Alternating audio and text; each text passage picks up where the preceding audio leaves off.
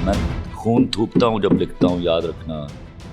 तो आप वो थूका हुआ खून मेरे मुंह में वापस नहीं डाल सकते, उसकी इजाज़त नहीं दूंगा कभी भी। मैं इमरान खान का दाई मानने वाला हूँ, लेकिन जब वो 2-2 रुपए भी पेट्रोल की कीमतें बढ़ती थी तो मैं बहुत आड़े हाथों लिया करता था। सहाफ़ी को इम्पार्शियल होना चाहिए, जैसे डॉक्टर सब मरीजों का होता है, इस तरह सहाफ़ी की फेवरेट पार्टीज नहीं होनी चाहिए। 2 नए डायरेक्टर्स के साथ मैंने का ऑप्शन लिया, वो मेरी तारीख के घटिया तरीन डायरेक्टर साबित हुए।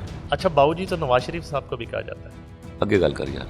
डेमोक्रेसी छिन गई, बोलने की आज़ादी छिन गई, अब क्रिकेट छिन रही है हमसे। क्रिकेट की फूड़ी पर बैठा हूँ मैं भी, और तुम भी, और मेरी पूरी कौम भी। तो गंद हम क्रिएट करते हैं गंद देखकर। जब गंद बिकता है तो गंद चलता है। औरत फितरतन बेवफा नहीं होती, और जो बेवफा होती है वो फितरतन औरत नहीं होती। नमाज पढ़ के प्रोड्यूसर को माफी मांगनी होगी और राइटर्स पर ट्रस्ट करना होगा।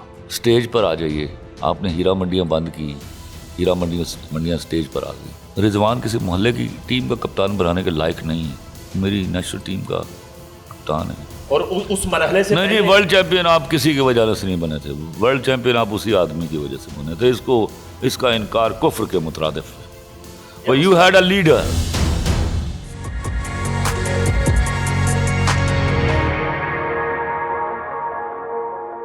अस्सलाम वालेकुम नाजरीन, मैं हूं आपका होस्ट नईम हनीफ और आप देख रहे हैं RNN पॉडकास्ट।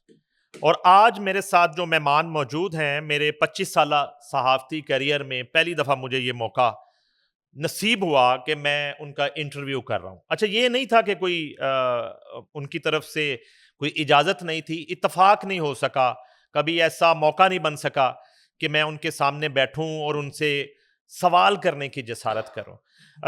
मेरी मुराद लेजेंडरी खलीलुर रहमान कमर साहब से है। मैं ज़्यादा देर हायल नहीं होना चाहता। इनके लिए कहा जा सकता है कि इनको किसी तारुफ की ज़रूरत नहीं है। Welcome to the show sir. Sir, thank you very much. एक तो बस आपका विजिट हम चाहते थे कि RNN टीवी आप विजिट करें, और उसके साथ ही साथ आपके मुफीद मशवरे लें और कुछ आपसे बातें हो जाए गैर रस्मी। My player if I am equal to this. कैसे चल रहे हैं सर मामलात जिंदगी? अल्हम्दुलिल्लाह। वो क्या है कि जिंदगी को कभी जीने की कोशिश नहीं की। मैंने कहा तू जैसे जिंदा रखती है चलते हैं तेरे साथ, तेरी ऐसी की तैसी। मेरे पास तुम हो के बाद जो है कोई धमाका उस तरह से नहीं हो रहा, या अभी कोई प्रोजेक्ट उस तरह से आपने उस पे काम नहीं? नहीं, उसमें देखो 2 सीरियल आए मेरे, 2 में जलालतें हुई। और जब भी आप स्क्रिप्ट के साथ खिलवाड़ करेंगे, खिलवाड़ आपके साथ हो जाएगा। एक के साथ ये हुआ कि वो मेरा जो कॉल था कि मेरी लाइन कोई नहीं चेंज कर सकता, तो उन्होंने वो चेंज करके दिखाई मुझे। तो उन्होंने बाकी जो लोगों ने मुझे सवाल भी किए, बल्कि कुछ एक्टरों ने भी बैठ के शोज़ में कहा कि खलील साहब, आप तो कहते थे जो आपकी लाइन चेंज करेगा, आपकी कोई लाइन चेंज नहीं कर सकता। तो नहीं भाई, आपको बात समझ नहीं आई थी। कोई एक ही दफ़ा कर सकता है ना, दूसरी दफ़ा उसके साथ काम नहीं करूँगा। एक तो ये हुआ, फिर दूसरा ये हुआ कि मेरे 26 एपिसोड को 40 एपिसोड बनाया गया, तो उसका बेड़ा गर्क करने में उन्होंने कोई कसर उठा नहीं रखी। फिर वो ये तमाशा जो है फिर कभी किसी वक्त लगेगा। अभी बस इतना याद रखिए कि जब आप स्क्रिप्ट के साथ खिलवाड़ करते हैं तो आप क्रिएटिविटी के साथ खिलवाड़ करते हैं, और मोहब्बत और क्रिएटिविटी अपने अपने साथ होने वाली बददियानती को कभी माफ़ नहीं करती। तो ये मुमकिन कैसे हो सका कि जब आपका एक SOP है कि आपने जो स्क्रिप्ट लिख दिया, और अगर वो प्रोड्यूसर को, कंपनी को, इदारे को वो काबिल कबूल नहीं है, तो वो नहीं, काबिल उसने को किया क्यों उस स्क्रिप्ट देखिए, को? इट इज़ नॉट दैट कि वो काबिल कबूल नहीं, नाउज़ुबिल्लाह मिन ज़ालिका, अल्लाह ना करे वो वक्त आए। पहली दफ़ा मैंने डायरेक्टर बदले, 2 नए डायरेक्टर्स के साथ मैंने का ऑप्शन लिया। वो दोनों डायरेक्टर्स जो थे वो मेरी तारीख के घटिया तरीन डायरेक्टर साबित हुए, कि प्रोड्यूसर को पता नहीं चलता कि वो डायरेक्टर क्या कर गया है। उसको at the end of the day पता चला। उस पर जो गाली गलौज हुआ वो तो छोड़ दीजिए ना, लेकिन वो they had played the havoc with the place. तो उसमें एक देखो, आपको क्या है कि वो कहा करता हूँ मैं कि मोहब्बत एक ही बार होती है, आदमी दूसरा तीसरा होता है, तो वो जो दूसरे तीसरे में गलती हो गई है। डायरेक्टर आपकी मर्जी से उनका डायरेक्टर देखो इंतखाब नहीं हुआ था? जाहिर है मैंने माना होगा तो उन्होंने काम किया होगा, वरना तो ऐसा मुमकिन नहीं है, अभी तक तो ऐसा मुमकिन नहीं है। जिस दिन वो वक्त आएगा आप सबसे पहले आप ही को बताऊंगा। तो इस मर्तबा आपके पहचानने में गलती हुई? नहीं, ट्रस्ट करने, आदमी कभी भी पहचानने में गलती नहीं करता, ट्रस्ट करने में गलती करता है। हमेशा आपका गला ट्रस्ट की छुरी से काटा जाता है, तो कोई बात नहीं। चंदू जी कहना अच्छा लगता है आपको? बाऊजी कोई कहता है अभी आपको? नहीं, बाबूजी कहते हैं, सारे कहते हैं, मोस्टली कहते हैं। और चंदू जी सिर्फ भाभी कहती चंदू जी हैं? उसको इजाजत है सिर्फ। अच्छा, और किसी को इजाजत नहीं दी चंदू जी? इजाजत दे दी कि सिर्फ। ये जरा चंदू जी बताएं तो सही हमें। जब मेरी चंदू जी पहली दफा? My wife calls me Chandu ji. अच्छा, ये उन्होंने शादी के बाद आपको हाँ। चंदू जी कहा पहली दफा? ये कोई किरदार भी था चंदू जी? नहीं नहीं, कोई नहीं था, वो किरदार मैं ही। और बाऊजी? बाबूजी मुझे फिल्म इंडस्ट्री में कहा गया, वहां से नाम शुरू हुआ ये। अच्छा, हाँ, शुरू से फिल्म इंडस्ट्री बचपन में में कोई भी फैमिली मुझे, में? फिल्म इंडस्ट्री में मुझे कोई भी मेरे नाम से नहीं पुकारता, बाबूजी कहा जाता मुझे। आपको क्या सुनना पसंद है? सब अच्छा, जो प्यार से जैसे भी बुलाते। मेरी चची मुझे गाली दे के बुलाती, मुझे वही पसंद है। भाभी से नोकझोंक का सिलसिला जो है? नोक झोंक नहीं होते भैया, नोक झोंक में तो आप बराबर का खेलते हैं ना, अच्छा। हम बराबर का नहीं खेलते, हम सिर्फ बेइज्जती कराते हैं। अच्छा। ईमान में ही नहीं है कि बीवी बेइज्जती कर रही हो तो उसके आगे बोला जाए। मैं सिर्फ इतना कह देता हूँ, बहुत पीक में जब बेइज्जती कर रही हूँ, मैं कह रुपये जरा एक्स्ट्रे पड़ा दे। बस इतना करता हूँ मैं। हमारा जो है फिल्म, टीवी, थिएटर, ये तीनों मीडियम जो हैं, वहाँ कहानी का बड़ा फुकदान है। उसकी वजह क्या है? उसकी वजह कुछ ये है कि जो मैंने इंडस्ट्री में एंटर होते हुए देखा, और मैं हैरान हुआ, बल्कि मेरे पैरों तले से ज़मीन निकल गई। ये शुक्र था अल्लाह का कि मैं अपनी स्क्रिप्ट लेके किसी के दर दौलत पे हाजिर नहीं हुआ था। I came as a producer, writer. लेकिन मैंने देखा कि वहाँ पे जो सबसे बेचारा मफलूज आदमी था वो राइटर था। मैंने कहा ये क्या हो रहा है, मतलब एक शख्स जिसके दिए हुए सारे काम के ऊपर आपने सारी फाइनेंस लगानी है, that is being given no importance. तो उस दिन मैंने ठान ली कि अगर मैं राइटर की इज्जत नहीं करा सका तो आई लीव द प्रोफेशन। तो अल्लाह का शुक्र है आज वो दिन बदल गया। आपको करनी पड़ेगी, मेरी ना कीजिएगा, मुझे अल्लाह ने दी हुई है, मेहरबानी की हुई है, मैं अपना काम खुद कर लूँगा, लेकिन आपको राइटर की इज्जत करनी पड़ेगी। Until you have a good script you are nobody, you are just nobody. You are not a director, you are not an actor. It is only a good script which defines your expertise. अपनी production करने का कभी अभी ख्याल नहीं अपनी आया? ही करूँगा मैं, चाहे ट्रैश से शुरू करूँ। मेरा नहीं ख्याल मैं अगले चंद सालों में किसी के लिए कुछ लिख रहा हूँ, जो बस हैं अभी पाइपलाइन में, जिनकी कमिटमेंट है वो पूरी करूँगा। आई ट्राई कि अब मुझे किसी के लिए लिखना ना पड़े। अच्छा, मैं ना ये गुनाह नहीं माफ़ करने वाला मैं। अभी वो जो बैठ के एक्टर बोलते थे ना कि खलील साहब अब, तो उनको जवाब दे रहा हूँ आज कि अब ये बड़ा मुश्किल हो जाएगा कि ऐसे किसी शख्स को, ऐसे किसी प्रोडक्शन हाउस को दोबारा मैं स्क्रिप्ट दूँ। आपको वो गुनाह नहीं माफ़ किया जा सकता। मैं खून थूकता हूँ जब लिखता हूँ, याद रखना, तो आप वो थूका हुआ खून मेरे मुंह में वापस नहीं डाल सकते, उसकी इजाज़त नहीं दूंगा कभी भी। आपके स्क्रिप्ट के साथ खिलवाड़ होता है तो क्या होता है, ये पहली दफ़ा हुआ। उस प्रोजेक्ट के साथ नहीं होता सर? ऑफ कोर्स हुआ। अपना नुकसान और कोई अपना कैसे कर सकता है? ये बिल्कुल ऐसे ही है, जब किसी चाहने वाले के साथ बेवफाई की जाए तो नुकसान चाहने वाले का नहीं होता, उसी का होता है जिसने बेवफाई की है। अच्छा सर, ये वफा और बेवफाई के अलावा भी कभी आपने लिखने का कुछ सोचा, या मेरी मैं काबिल इसके भी अलावा है? दुनिया नहीं मानता, मोहब्बत और वफा के अलावा मैं दुनिया को मानता ही नहीं हूँ। उसके अलावा है क्या, फूक मार के उड़ा दो, कुछ नहीं है। मोहब्बत नहीं, दुनिया की सारी, देखो यू इमेजिन, सारी दुनिया की इकोनॉमिक्स आपकी पढ़ाइयाँ,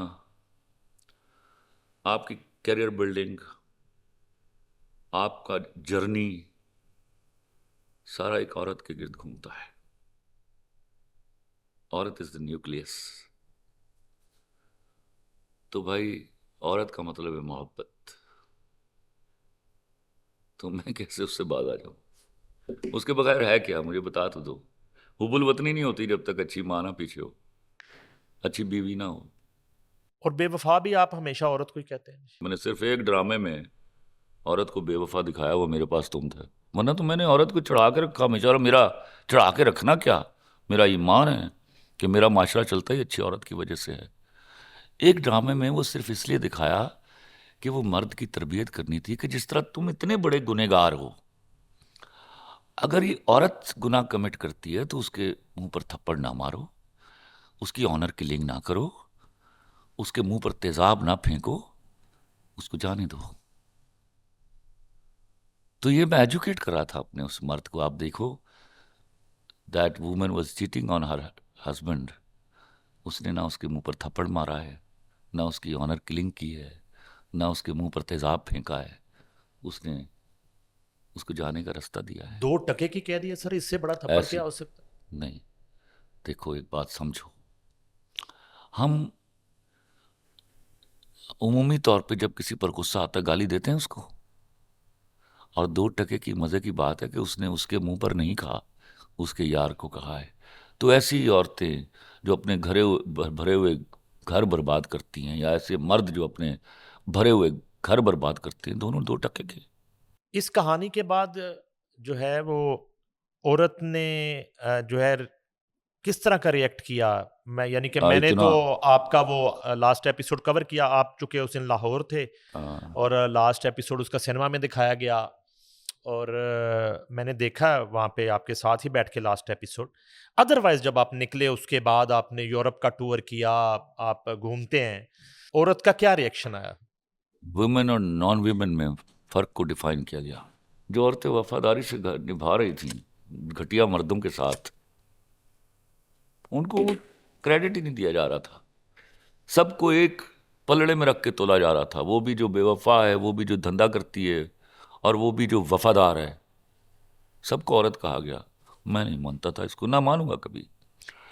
औरत फितरतन बेवफा नहीं होती, और जो बेवफा होती है वो फितरतन औरत नहीं होती। ये आज इसको आप कोटेशन ना माने तो मेरे मरने के बाद मानेंगे, मानेंगे, आपका बाप भी मानेगा। उसके बगैर आप माशरा नहीं चला सकते, और माशरा नहीं चलाएंगे आप कौम नहीं बनेंगे। वो किसी ने नेपोलियन बोनापार्ट ने कहा था, मुझे अच्छी माएँ दे दो, मैं आपको अच्छी कौम दे दूंगा। मैं डिसएग्री करता हूं उससे। आप अच्छी बीवियां दे दो, मैं आपको अच्छी कौम दे दूंगा। आपको यहां आना है। आप गुस्से में क्यों रहते हैं हर वक़्त? मैं कोई गुस्सा में लाउड बोलता हूं तो लगता है गुस्से में। मैं जब पढ़ाया करता था ना अपने दोस्तों को, तो मैं पढ़ाते पढ़ाते गॉट इट, तो गॉट इट। तो 2 दिन बाद आ कहते यार दोबारा पढ़ा दे। मैं क्यों? उस दिन तो तुम कह रहे थे गॉट इट। कहते यार तू बड़ा औखा हो गया कहने हैं फटाफट कि अच्छा गॉट इट। ये मेरा जबिलत में है। इसको ये ना समझिए कि मैं गुस्से में। जब कभी नॉर्मल होते हैं, what do you mean normal होते हैं? गुस्से की हालत में नहीं होते? जब मैं गुस्से में होता हूँ मैं दुनिया का सबसे सियाना आदमी हूँ। नॉर्मल तो मैं धोखे खा जाता हूँ, मैं लोगों की नाजायज़ बातें भी मान जाता हूँ। धोखा खाया आपने कभी ज़िंदगी में? दिया होगा, उससे मुझे फ़र्क क्या पड़ता है? मैं हमेशा ये सोचता हूँ जिसने धोखा किया दिया उसका नुकसान है, जो उस धोखे में मुझे गवा बैठा है उसका नुकसान है। दानिस्ता भी धोखा खाया कभी? दानिस्ता भी खाया। मैं बंटी आई लव यू लिखने के लिए गया हुआ था, तो मोहम्मद दुरैन ने मुझे एक फ्लैट में ठहराया हुआ था। हुँ। तो पैसों के बारे में बिल्कुल मैं लापरवाह आदमी हूँ। उन दिनों पर्स नहीं होता था मेरे पास, वॉलेट नहीं होता था, तो मैं पैंट की जेब में रखता था। एक दिन कुदरती कुछ ऐसा हुआ कि मुझे याद था मेरी जेब में कितने पैसे। सुबह मेरे पास एक मुलाजिम था, उसका नाम नहीं लेता अब मैं, और मैं था उस फ्लैट पे। तो सुबह उठ के मैंने पैसे देखे तो 2,000 कम थे। मैं कभी किसी को चोर नहीं कह सकता, ये मेरी फितरत में नहीं है। ना मेरे घर में कोई किसी को चोर कह सकता। हमारी चोरियां हुई, हमने किसी को नहीं पूछा। वो मुझे मुसरत आपा ने एक दिन कहा था कि चोर चोर नहीं कहते भाई, अपनी चीज़ें संभाल के रखते हैं। तो मैंने कहा ये क्या हुआ, मैं शायद गलत हूँ। अगले दिन मैं जानबूझ के चेक इट, मैं गिन के पैसे जेब में डाले, सुबह फिर 2,000 कम थे। फिर मैंने यकीन नहीं किया, फिर मैं एक दिन ताज़ा पैसे लेके आया, नए नए नोट थे, अपनी चेक बुक के क्रॉस इस तरह रखे कमरे में, और मैंने उसको मुलाजिम को कहा रखो ज़रा तौलिया शौलिया अंदर, मैं नहा लूँ, और कमरा खुला छोड़ दिया। मैं गया, नहा के आया, देखा तो 2,000 कम थे। तो उसी शाम मुझे चौधरी जबार साहब, अल्लाह ताला उनको करवट करवट जन्नत नसीब करे, मेरा यार था, चौधरी जबार साहब का फ़ोन आया कि बादशाह आज 2 दरिया चल के खाना खाइए। मैं कहा चल रहे हैं चौधरी, की गल है तू इन्ना ठड़ा क्यों बोल रहे हैं? मैं कहा चौधरी साहब मेरियां चोरियां शुरू हो गई। कहते अच्छा अल्लाह का शुक्र तेरी भी कोई चोरी करता है। मैं कहा बस अज आखिरी बारी उन्हें की, हूँ नहीं कर सकेगा। नहीं हूँ की करेगा? मैं कहा करने कुछ, तुम कितने बजे आ रहे हो? उन्होंने कहा 9 बजे। 9 बजे आके ले गए मुझे। अब वो रास्ते में इनक्विजिटिव थे, कुछ सोचा है? मैं चौधरी साहब इंशाल्लाह, अब मैंने सोचना शुरू किया है ना, तो खाना खा के वापस फ्लैट तक जाने में मैं कर चुका हूँगा। तो वो वहाँ खाने पर भी पूछते रहे। मैं चौधरी साहब से साल लो, आज हो जाएगा। तो मेरे पास को 5,000 बचे हुए थे। जब मैं वापस आया, मैंने रास्ते में वहीं कराची में मेरा अकाउंट था स्टैंडर्ड चार्टर्ड बैंक में, वहाँ से मैंने 20,000 रुपये निकलवाए। 25,000 हो गए या 30,000 हो गए, मुझे एग्जैक्ट फिगर याद नहीं, फ़र्ज़ कीजिए 25,000 हो गए। तो मुझे चॉइस हो गया कि दस तो सही। मैं चॉइस साहब तुम घर नहीं पहुँचोगे तो मैं तो दस देंगा। I have done it, I have thought about, अब चोरी नहीं होगी मेरी। तो मैं आया फ्लैट पे, कपड़े चेंज कर लेगा, तो मैंने उसको मुलाजिम को बुलाया, मैं बात सुनो। वो आया मेरे पास, मैंने गिने पैसे, फ़र्ज़ कीजिए 25,000 थे। मैंने कहा ये बेटा 25,000 सुबह जाते हुए मुझे दे देना। तो उसके बाद चोरी नहीं हुई। चोरी नहीं। कंट्रोवर्सीज जो है वो कंट्रोवर्सीज नहीं होती, एक लफ्ज़ आपको अंग्रेज़ों ने सिखा दिया। आपका माशरा उन लोगों के और नालायकों के बीच में बटा हुआ है जिनको अल्लाह ने दिया हुआ है, या जिन पर अल्लाह की मेहरबानियाँ हैं। तो हम वो बदकिस्मत कौम है जिन्होंने गंदम कम बीजी है और हासिल ज़्यादा पैदा किए हैं। तो हासिदीन के यहाँ कंट्रोवर्सी होती है। आप अपने घरों में देख लीजिए, जब आपके एक बंदा जो शादी पर ही वक्त डाल के बैठा होता है, तो वो कंट्रोवर्सी नहीं होती, वो जबिलत है, उनकी फितरत है। अब मैं फितरत नहीं बदलने का, तो इनको मैं कंट्रोवर्सीज नहीं मानता। अगर कोई if somebody is talking about against me. अभी ये शादी वाला एक वाकया हुआ, मैं आपसे डिस्कस कर रहा था कि वो दूल्हा आया, पता नहीं उसका वो रास्ता नहीं वो रोका मुझे गया, पता लेकिन चल गया। वो अभी आज ही वो शहबाज गिल का मैं देख रहा था व्लॉग, तो उसने क्लियर किया कि वो असल में मसला ये था जात कि का मसला आ गया था। मैं जात पात को नहीं मानता, लेकिन आपको जात के हवाले से झूठ बोलने की क्या जरूरत है? हम्म। वो जब आप झूठ बोलते हैं तो इसका मतलब है आप प्राइमा फेसाई झूठे हैं। तो हो सकता है उन्होंने बता दिया होता, या रिश्ता ही ना होता, ये बात यहाँ तक पहुँचती ना, या फिर वो मान जाते। हम्म। सच्चाई से इनहराफ नहीं करना चाहिए ना। ये तागूत वाला जो वाकया था, मुझे इस वाकये में थोड़ा सा मैं ऐड कर दूं। मुझे ना इस वाकये के बाद फौरी तौर पे उस प्रोग्राम का जो बंद होना है, और वो बड़ा जबरदस्त कंटेंट था, नहीं अगर वो मैं उसको वहाँ पॉजिटिव किया जाता। मैं कह के आया था कि मैं आप ये प्रोग्राम नहीं करूँगा। मुझे पता चल गया था वो लड़की प्लांटेड है।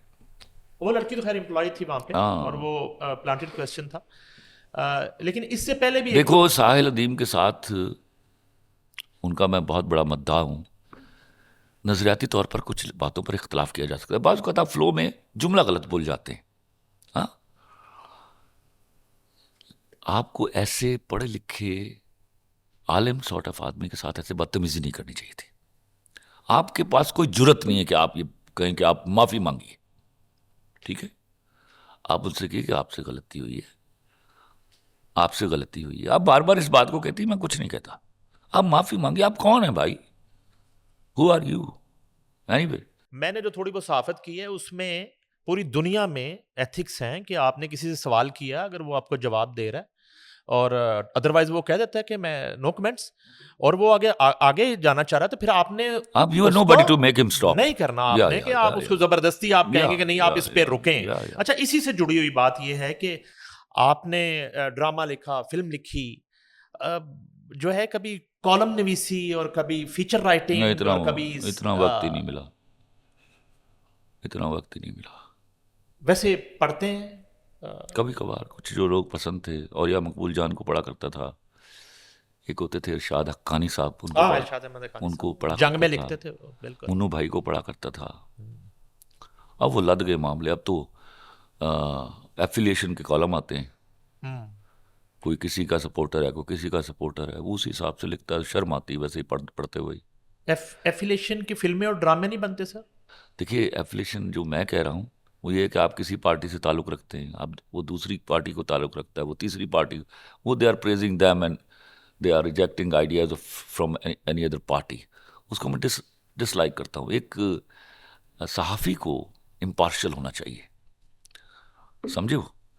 जैसे डॉक्टर सब मरीजों का होता है, उसके फेवरेट पेशेंट्स नहीं होते, इसी तरह सहाफ़ी की फेवरेट पार्टीज नहीं होनी चाहिए। मैं इमरान खान का दाई मानने वाला हूँ, लेकिन जब वो 2-2 रुपए भी पेट्रोल की कीमतें बढ़ती थी तो मैं बहुत आड़े हाथों लिया करता था। फिर मुझे मिनिस्टर फ़ोन करके मुझे एक्सप्लेन किया करते थे, और मैं इस बात से भी इख्तलाफ किया करता था कि no, don't give me arguments.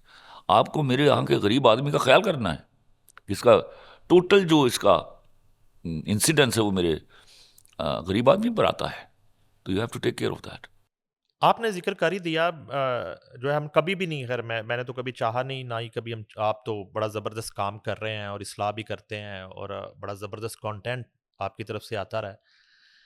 Imran Khan से क्या ब्लंडर्स वर्ड यूज़ करूँगा मैं, हुए, जिसकी वजह से वो कंटिन्यू नहीं उस तरह कर सके, अपना टेन्योर पूरा नहीं कर सके, आज जिन हालात से दो चार हैं आपकी नज़र में? टेन्योर यहाँ पूरे होते नहीं है, ये कहानी ना मुझे सुनाओ। टेन्योर यहाँ कभी भी किसी का पूरा नहीं हुआ, वो मेरे मुल्क की बदकिस्मती है। और इमरान खान की गलतियाँ सिर्फ ये हैं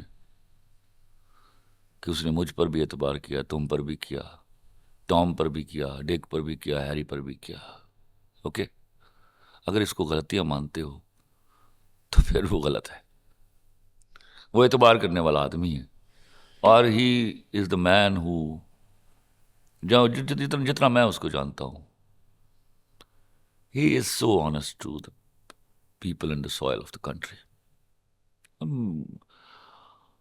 वहाँ ऊपर गलत फहमियाँ हो जाना एक अलग चीज़ है, लेकिन ज़िंदगी में अगर किसी को माना आके तो उसी को माना है। ये भी एक मेरे पास तुम हो नहीं था, ये कि वफा और बेवफाई की कहानी नहीं? कौन सी?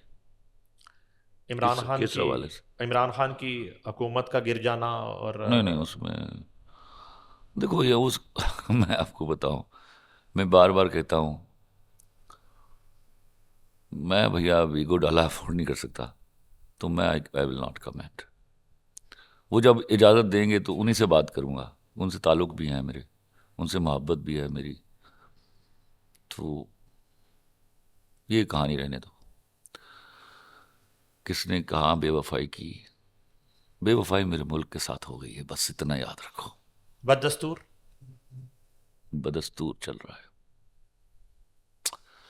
मेरा गरीब आदमी पिस गया है।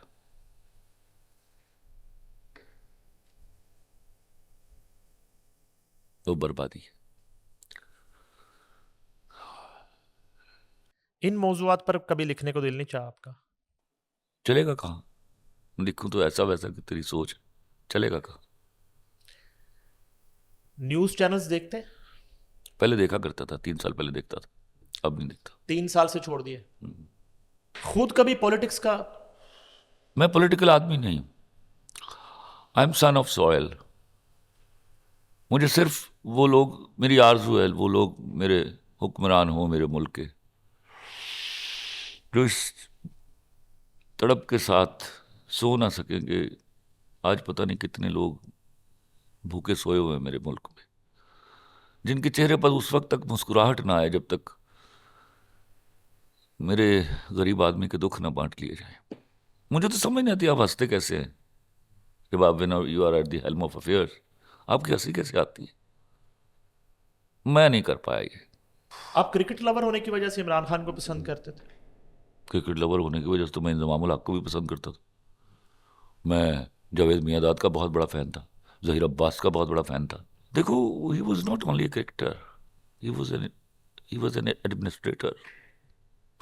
ऐसे लोग कम कम आपको नसीब में आया। हमारे मुल्क के तो ऐसे वैसे मोहसिन कुशाद लोगों का मुल्क है। 2013 लेकिन उसके बावजूद मैं अपनी पब्लिक को सैल्यूट करता हूँ, उसने मोहब्बत निभाई उसके साथ। 2013 के धरने के बाद मेरी मुलाकात हुई उनसे, समी इब्राहिम की मौजूदगी में, और आई थिंक उस दिन काशिफ बासी थे, साबिर शाकिर थे। तो उन्होंने कहा कि बहुत गलत हो जाता अगर मैं 2013 में मेरी हुकूमत बन जाती, तो चूंकि मेरे पास टीम नहीं है। और नहीं, उसी यहाँ अगर वो जवाब देते हैं 2013 में ये जवाब दिया तो उन्होंने गलत जवाब दिया। और बारहा कहा उन्होंने। देखो, मैं आपको आज सिर्फ एक छोटी सी, मैं नॉर्मली उनसे अपनी मुलाकातों का जिक्र नहीं किया करता।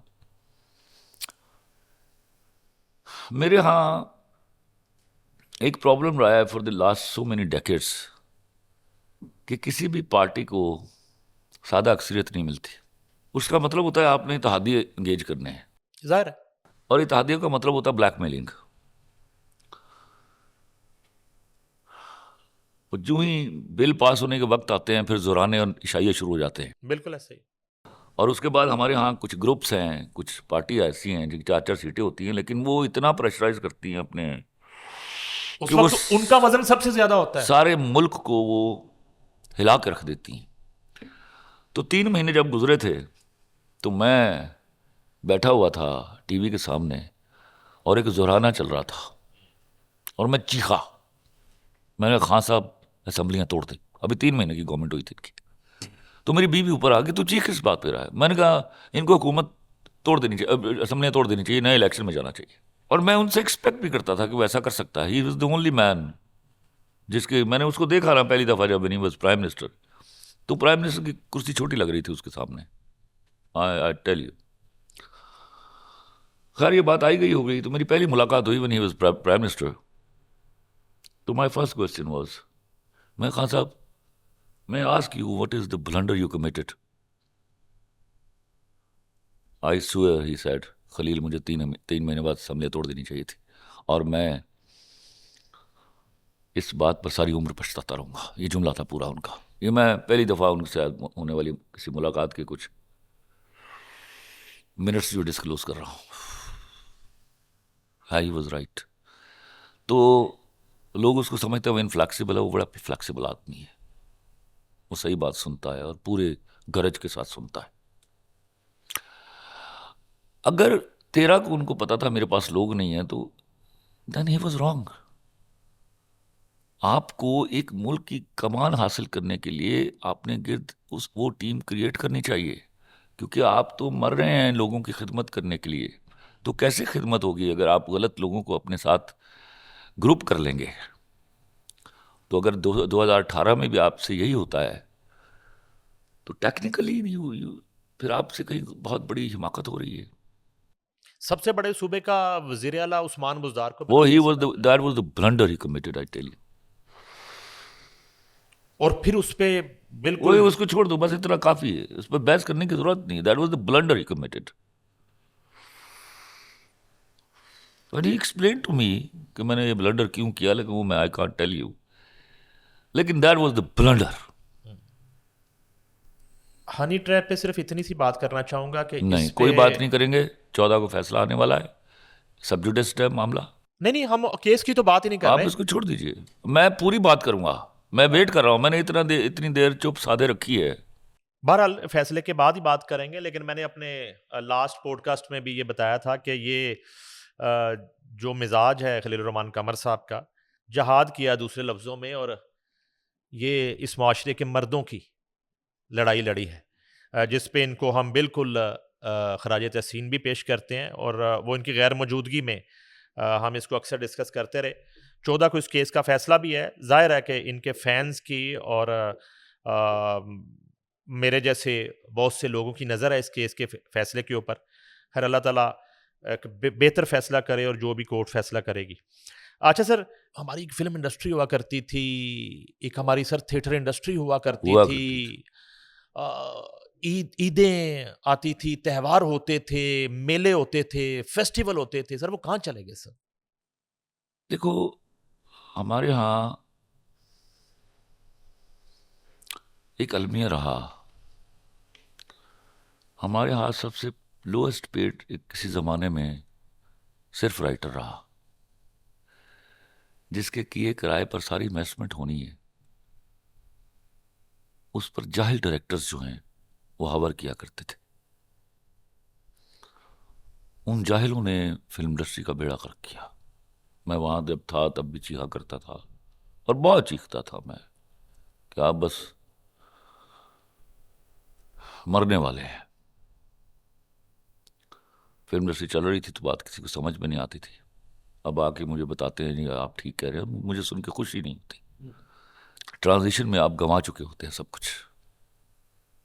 मैं नहीं चाहता था गंवाया जाए। बहरहाल अभी इसको बनने में वक्त लगना है।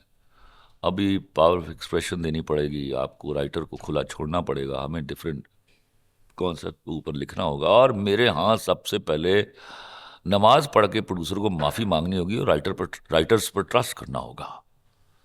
अगर वो उसकी ड्यू रिस्पेक्ट नहीं देंगे, सारी इन्वेस्टमेंट ज़ाया हो जाएगी।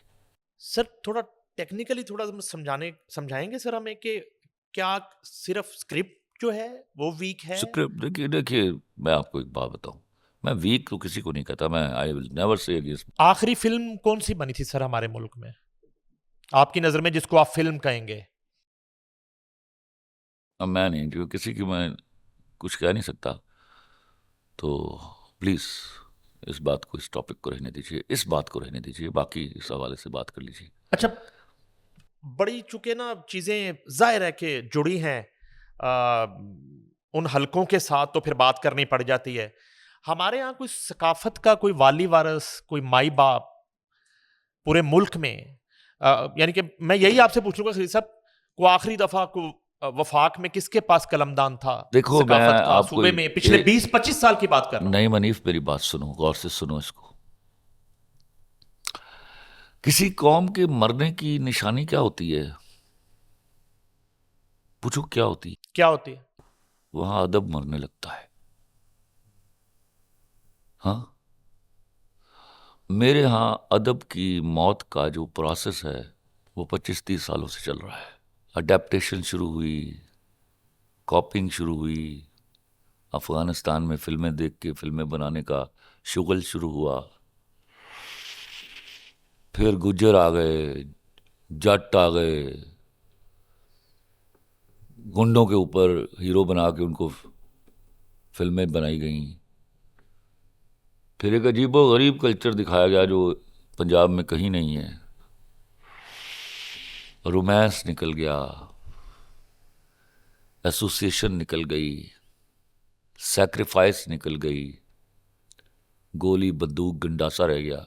आपने डीकल्चराइज किया अपने आप को। तो जब आप इस तरह लौंडे लपाड़ों की तरह बिहेव करते हैं तो आपका वाली वारस कोई नहीं होता। नाखलफ औलाद का बाप जो है ना, ऐलान ला ताल्लुकी लिखवा लेता है। समझे आप? हमारे साथ वो हुआ। स्टेज पर आ जाइए, आपने हीरा मंडियां बंद की, हीरा मंडियां स्टेज पर आ गई। आप उनको वहीं उसी चार दीवारी में रहने देते तो आपको औरत की हुर्मत का इदराक रहता। जब तक हीरा मंडियां बंद नहीं हुई थी तब तक फेमिनिस्ट भी बाहर नहीं आई थी, समझो। फिर वो मोहल्ले मोहल्ले में पहुंची है। फिर आपको पता ही नहीं चलता कि आपकी बेटी, आपकी बहन पढ़ किसके साथ रही है। आपने अपने कल्चर के अंदर वो फ्यूजन किया जिसने आपकी पूरी नॉर्म्स का बेड़ा गर्क कर दिया। स्टेज पर जो गंद मैंने देखा है, मुझे हीरा मंडी जाने वाले लोग जो थे वो बताया करते हैं कि इतना गंद वहाँ भी नहीं था। वहाँ भी मुजरा सलीके से और तमीज़ के साथ हुआ करता था। और फिर मेरे यहाँ का जो आर्टिस्ट है, बड़ा आर्टिस्ट, मेरे स्टेज ने बड़ा बड़ा आर्टिस्ट पैदा किया। सिर्फ पैसे कमाने की लत में उनकी भी बर्बादी हुई, उनके टैलेंट की भी बर्बादी हुई और स्टेज की भी बर्बादी हुई। जिम्मेदार कौन है? हम जिम्मेदार हैं, देखने वाले। एक मोहल्ले में गुंडा कब पैदा होता है? गुंडा कोई माँ पैदा करके बताती है माशाल्लाह मेरे घर में गुंडा पैदा हुआ है। जब एक शख्स से पूरा मोहल्ला डरने लगता है। हम गुंडे को खुद क्रिएट करते हैं अपने खौफ की वजह से। तो गंद हम क्रिएट करते हैं गंद देखकर। जब गंद बिकता है तो गंद चलता है। अच्छा चले, सकाफत के साथ तो ये हो गया, फिल्म के साथ भी हो गया, थिएटर के साथ भी बदसलूकी हो गई। ये क्रिकेट के साथ क्या हुआ? मैंने अपने वालिद साहब की तरह आपको देखा है कि आप तो पुराने मैच लगा के देख रहे होते हैं रात को बैठ के। तो क्रिकेट को तो सब कुछ मुयस्सर था, यहाँ पे पूरी एक सरपरस्ती थी और पूरे पूरे इदारे थे। और आज क्रिकेट ये है कि वहाँ से सिर्फ शिकस्त की खबर आती है, जहाँ से एक खुशी की एक खबर हमारे लिए आया करती थी, हमारे चेहरे खिल जाया करते थे, हम सेलिब्रेट किया करते थे। अब तो मुद्दत ही हो गई है, किसी वर्ल्ड कप की बात करें, किसी चैंपियंस ट्रॉफी की बात करें, किसी छोटी से छोटी सीरीज की बात करें, और आज पीएसएल का मेला सज गया। आपस में खेलो, आपस में एक दूसरे को हराओ, अपने मैदान फतह करो और जाओ मौजें करो। अरबों रुपए का बजट। कौन सा पीएसएल? फारिग कर दिया इन्होंने सब कुछ। वो हॉकी तो मैं भूल गई है। उसका तो नाम लेते हुए दिल दुखता है। तो हॉकी इंशाल्लाह जो आज भी कौमी खेल है। अगले चंद सालों में इसका नाम लेते हुए, तो मेरा तो इसी वक्त देख रहा, मैं तो मैच नहीं देखता अब। मैं वो जो ऐसी टीमों के मैच देखता था जो जिनके अपने स्पेक्टेटर्स नहीं देखते थे, आज मैं अपना मैच नहीं देखता। चेहरों पर, मेरे खिलाड़ियों के चेहरों पर पता क्या होता है, एक नेशनल प्राइड होता है जिसके साथ आप जीते हैं। My country people have lost that. वही एक डिप्रेशन, एक डिफिडेंस मेरे खिलाड़ियों के चेहरों पर है। वो कोई खेल के तो नहीं हारते, वो तो आते ही हारे हुए होते हैं। उनकी शक्लें तो देखो। ऐसे लोगों को क्या देखना जो मैदान में उतरने से पहले हार जाते हैं। बोंगे कप्तान, मतलब वो रिजवान किसी मोहल्ले की टीम का कप्तान बनाने के लायक नहीं है। मेरी नेशनल टीम का कप्तान है। अनाएं, जिद्दें, पॉलिटिक्स, हरामजदगियां, पूरा मजमूआ है आज। उसकी सजा मेरे मुल्क के लोग, एक तफरीह थी बाकी बची हुई उनके पास, वो भी उनसे छीन ली गई है। मेरे जैसे आदमी से छीन ली गई है जो मैंने क्रिकेट से मोहब्बत नहीं की, इश्क किया है। मैंने इसलिए ये सवाल किया है, मैंने आपको देखा है। मेरे उस इश्क को पानी में जूतियां भिगो भिगो के मारी गई हैं, और ऐसा सबके साथ हुआ है। People, we friends used to discuss a lot about the cricket. We don't discuss now. Irony है ना। तो वो पता कि हमारी आदत होगी, हमारी हॉकी छिन गई जिसको हम बड़े बैठ के मैच देखा करते थे। पता ही नहीं कहाँ हॉकी है, कहाँ मेरे प्लेयर्स हैं, कौन प्लेयर है। हमें प्लेयरों के नाम याद हुआ करते थे, पता ही नहीं। आज इसी तरह क्रिकेट के साथ होना है। देखो, मैं एक बात आपको बताऊं, मैं जब मुल्क से बाहर गया ना पहली दफ़ा 17 अक्टूबर 1995 को, तो मैंने हांगकांग के एयरपोर्ट पे पैर रखा, एयरपोर्ट से बाहर। I know what I said to myself कि ये जो एम्बेसडर यहाँ पर है ना आपका, he is not ambassador. Khalil Rahman, you are the ambassador. तुम्हारे किसी एक्ट की वजह से तुम्हारे मुल्क की इंसल्ट नहीं होनी चाहिए। ये मैं जब अपने फैंस को मिलता हूँ मुल्क के बाहर, उनको मैं यही समझाता हूँ कि यू आर एम्बेसडर्स हियर। तुम्हारे किसी एक्ट की वजह से मेरे मुल्क की बेइज्जती नहीं होनी, हमारे मुल्क की बेइज्जती नहीं होनी चाहिए। तो मेरे लिए नाकाबिले बर्दाश्त है कि आप नेशनल टीम के खिलाड़ी हों, पूरे मुल्क के लोगों की इज्जत, उनके सेंटिमेंट्स आपकी मुट्ठी में बंद होते हैं। कितनी कम गैरत है तुम्हारे अंदर, और तुम्हें तो लड़ मर जाना चाहिए। लेकिन नहीं सर। और मैंने लड़ने वाले खिलाड़ी भी देखे हुए हैं, तुमने भी देखे हुए हैं। उन्होंने ऐसे मैच पलटे हुए हैं। मुझे रज़ाक याद आता है आज, मुझे अफरीदी याद आता है आज, मुझे इंज़मामुल हक याद आता है, मुझे जावेद मियांदाद याद आता है, जिसके बारे में जब तक वो आउट नहीं होता था कोई आदमी बिलीव नहीं कर सकता था कि हम मैच जीत जाएंगे। और जहां एलन लैम्ब खेल रहा था, बड़े बड़े छोड़िए जी, लैम्ब फाइनल में, हाँ, तो वहां भी तो फिर 2 बॉलें गिरी थी ना, क्रिस लुइस, वसीम अकरम। तो आप वर्ल्ड चैंपियन बन गए थे। और उस मरहले से पहले नहीं, वर्ल्ड चैंपियन आप किसी की वजह से नहीं बने थे। वर्ल्ड चैंपियन आप उसी आदमी की वजह से बने थे। इसका इनकार कुफ्र के मुतरादिफ है। You had a leader. Wasim Akram ने 2 आउट सर वो फिर आपके वो सर फिर करते हैं, जब आपके पास लीडर मैसर हो ना, वो आपको पुश इतना बढ़ा देता है। तो कप्तानी तो पहले भी करते रहे, लीडर पहले क्यों नहीं जिता सके वर्ल्ड कप? तो you got a leader that time ना। उस वक्त लीडर था आपके पास, उसको जीतना आता था, क्योंकि वो हारने के लिए कभी मैदान में उतरा ही नहीं है। यानी हॉकी छिन गई, सकाफत छिन गई, डेमोक्रेसी छिन गई, बोलने की आज़ादी छिन गई, अब क्रिकेट छिन रही है हमसे। छिन नहीं रही। अगले कुछ सालों बाद ये किस्सा पारी ना होगा। ये मैं आज शाम को ही डिस्कस कर रहा था खलील साहब के इतनी तेजी से ग्राफ गिरा है कि मैंने न्यूजीलैंड की सीरीज के आखिरी मैचेस नहीं देखे, और आज जो एक हमारा एक इवेंट बन ही गया था पीएसएल चले, उसमें कोई फॉरनर्स जो आते थे, एक मेला लग जाता था। अब सूरत हाल ये है कि हर टीम ने मुख्तलिफ जो है ना वो मॉडल्स और ख़वातीन को रख लिया है उनकी एक वो प्रमोशन करने के लिए। वो जन्नत मिर्ज़ा किसी की ब्रांड एम्बेसडर है, किसी की मायरा खान है, किसी में वो पार्टी और गर्ल है। तो यानी कि ये नौबत आ गई है कि जो है ना वो टीमों को ये सेलिब्रिटीज आके इनका इमेज बनाएंगी और इनको सपोर्ट करेंगी और मेले की रौनक बढ़ाएंगी। No comments. सर छोटा सा रैपिड फायर खेलने की अगर इजाजत हो। खेलिए। शहबाज शरीफ, अल्लाह करे कोई और काम करे। Imran Khan, the greatest leader you ever produced. Nawaz Sharif, I'm thankful he is retiring. Usman Buzdar, The blunder of Imran Khan. Maryam Nawaz,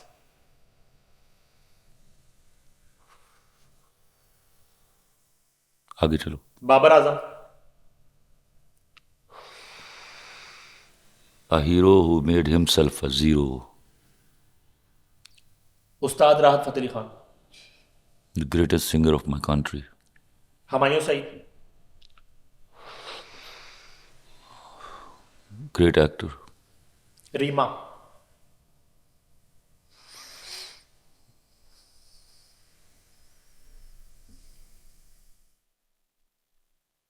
आगे।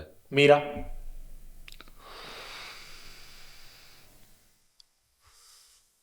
मीरा का सीरियल लिख रहा हूँ आजकल, इसलिए उसका बारे में कुछ नहीं कह सकता। रेशम, आगे चलो। लेजेंडरी खलील रहमान कमर हमारे साथ मौजूद थे, और बहुत से इश्यूज जो हैं वो पेंडिंग हैं। ये सिलसिला इनके साथ जारी रहेगा, और हमने तो कोशिश हमेशा की कि जब कभी रिपोर्टिंग की और इनसे सीखने की कोशिश की। आज जो है कुछ ऐसे पहलुओं पर उन्होंने इशारातन बात की। कोशिश करूंगा कि अगले पॉडकास्ट में उन पे तफसील से बात हो सके। क्रिकेट के हवाले से ख़ास तौर पे मेरी तरह और मुल्क भर के क्रिकेट लवर्स की तरह वो मुझे अफसुर्दा दिखाई दिए। इस दुआ के साथ इख्तिताम करूंगा कि अल्लाह करे कि क्रिकेट का हाल हॉकी जैसा ना हो, हमारे मुल्क की सियासत जैसा ना हो। अफसुर्दा नहीं हूं मैं, एक मिनट रुक जाओ। जी सर। तुमने किसी की मौत पर फूड़ी पर आए हुए लोग नहीं देखे? मैं उनमें से हूँ। क्रिकेट की फूड़ी पर बैठा हूँ, मैं भी और तुम भी और मेरी पूरी कौम भी। इसी मातम के साथ इस पॉडकास्ट का इख्तिताम करते हैं। अल्लाह हाफिज। अल्लाह हाफिज।